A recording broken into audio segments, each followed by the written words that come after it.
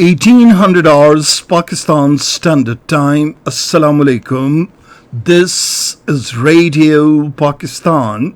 The news read by Daman Zaman.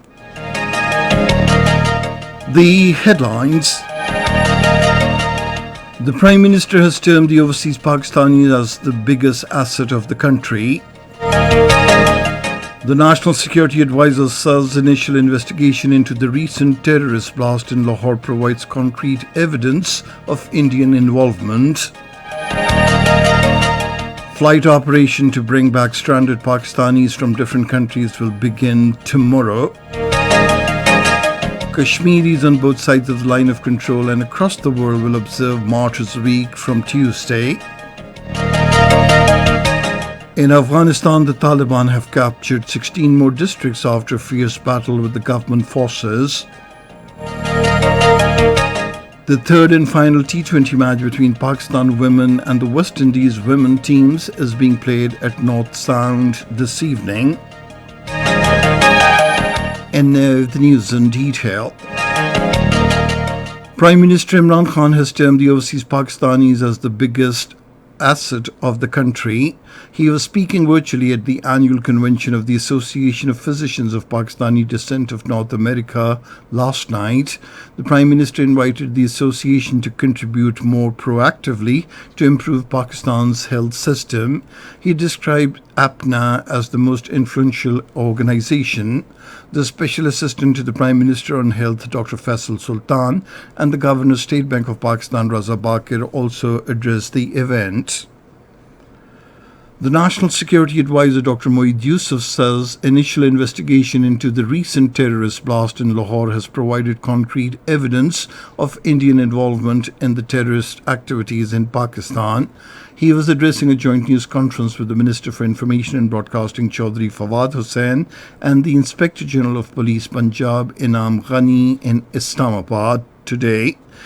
Dr. Moeed Yusuf said mastermind and handlers of the blast have been identified through forensic analysis of electronic equipment recovered from the terrorists involved in the incident. He said, "We have absolutely no doubt that the main mastermind of the blast is an Indian national who belongs to the Indian intelligence agency RAW."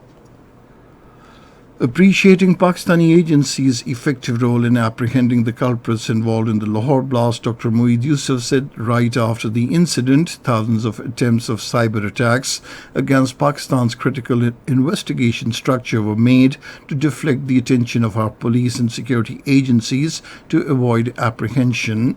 He said our cybersecurity is strong enough that we were able to thwart these attempts.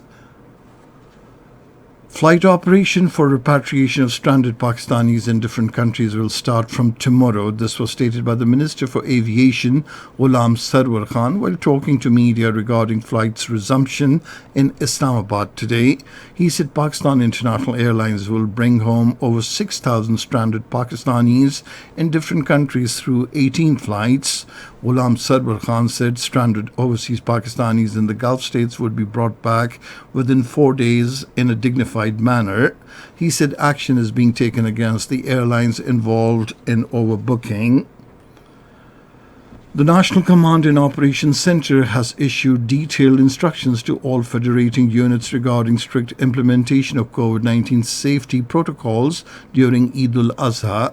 The forum has directed the provincial authorities to ensure that the cattle markets are established outside the cities and the standard operating procedures are implemented there in the light of these guidelines. According to the National Command and Operations Centre guidelines, it will be mandatory for all the staff and livestock vendors to be vaccinated, whereas the administration of the market will be responsible to provide facilities for hand sanitizers, masks and rapid antigen test at entry points. The Minister for Information and Broadcasting, Chaudhry Fawad Hussain, has urged the opposition to share its agenda or plan for progress and prosperity of the country, as mere criticism on Prime Minister Imran Khan is not enough. In a tweet today, he said the purposeless wandering of the opposition leadership from one destination to another, like stray souls, would not serve any purpose. The Minister of State for Information and Broadcasting, Farrokh Habib, says the country's economy is growing and the total volume of exports has reached $31 billion. Talking to newsmen in Faisalabad today, he said despite COVID-19, the Federal Board of Revenue collected a record net tax of 4,732 billion rupees, which is 41 billion rupees more than the revised target of 4,691 billion rupees. The Minister of State said Pakistan has received a total $60 billion in the form of remittances and revenue from exports. He said efforts are underway to build dams and water reservoirs in the country. Farrokh Habib said these initiatives will not only enhance water storage capacity but also ensure provision of inexpensive electricity to the masses. This is Radio Pakistan. A protest rally against the Indian atrocities and military siege in the Indian illegally occupied Jammu and Kashmir was taken out in Muzaffarabad today. The rally was organized by Pasbani-Hurriyat Jammu and Kashmir. The participants of the rally, carrying banners and placards, chanted anti-India and pro-freedom slogans. Addressing the rally, the chairman of Pasbani-Hurriyat Jammu and Kashmir, Uzair Ahmed Ghazali, and other speakers demanded the international community to use its influence and end the military siege in the Indian illegally occupied Jammu and Kashmir. Kashmiris on both sides of the line of control in Pakistan and other parts of the world will observe Martyrs' Week from Tuesday on the call of the All Parties Hurriyat Conference. As per the calendar issued by the All Parties Hurriyat Conference, protest rallies and processions shall be organized and pro-freedom banners and placards be displayed on Wednesday. Martyrdom anniversary of popular youth leader Burhan Muzaffar Wani and his associates will be observed on Thursday. The All Parties Hurriyat Conference has also given a call for marches towards Taral, the native town of Burhan Muzaffar Wani, on the occasion.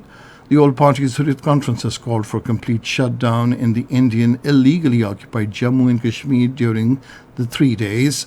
Meanwhile, posters appeared for the third consecutive today in the territory, paying tributes to Burhan Muzaffar Wani and other martyrs.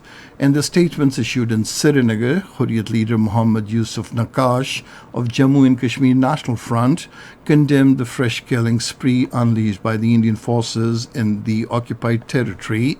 Meanwhile, in a bid to prevent the Kashmiri Muslims from sacrificing animals on the upcoming Eid al-Azha and advance its Hindutva agenda in the Muslim-dominated occupied Jammu and Kashmir, the Modi-led fascist Indian government arrested 20 people on the charge of transporting sacrificial animals to the Kashmir Valley. The 58th death anniversary of Mirwais Maulana Atiqullah Shah, the prominent religious scholar, spiritual leader and former president of Anjuman-e-Nusratul Islam, was observed in Srinagar today. In Afghanistan, the Taliban have captured 16 more districts after a fierce battle with the government forces. The Taliban now control roughly a third of all 421 districts of the country. Meanwhile, the Afghan Defense Ministry has claimed that 224 Taliban have been killed in the Afghan forces' operations. On the other side, at least 2 people, including Secretary of the Kandahar Provincial Governor, were killed and another injured in improvised explosive device explosion at the entrance gate of Kandahar Governor today. In Myanmar, security forces have killed at least 25 people in the Sangyang region. The security forces killed members of the local defense outfit after a clash. Myanmar has been plunged into chaos by the 1st February coup against the elected leader Aung San Suu Kyi. Somali National Army has killed 15 Al-Shabaab militants in a fierce fighting in Galmudug state. Somali National Army spokesman Ali Hashi Abdi said the army also recovered weapons during the fighting near Dushmareb town, the administrative capital of Galmudug state in Somalia. And now cricket. The third and final T20 match between the Pakistan women and the West Indies women teams will be played at North Sound this evening. The match will start at 2300 hours Pakistan Standard Time. The West Indies women team has already won the series 2-0. And finally, the weather.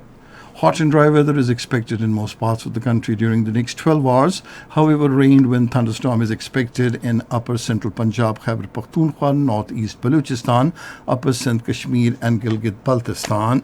And that is the end of this news bulletin. For more news and analyses, log on to our website radio.gov.pk, and you can also log on to our link for live video streaming of our bulletins on facebook.com/Radio Pakistan News Official.